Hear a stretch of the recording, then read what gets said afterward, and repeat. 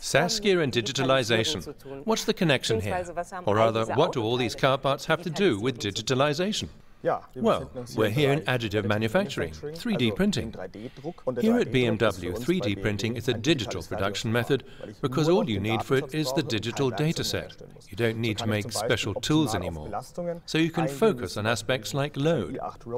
This i8 Roadster component, for instance, is lighter and stiffer because of that. But you can also customize parts, like this trim panel for the Mini. These panels can have any name written on them and are really easy to fit and remove, or to make with different textures or writing on them. Great. Well, let's see how it's fitted or taken out. It looks really easy. That's right. All you have to do is slide the hook into the slit on the side. The panels are easy to put in and take out, and BMW's patented lock system makes it very easy to exchange.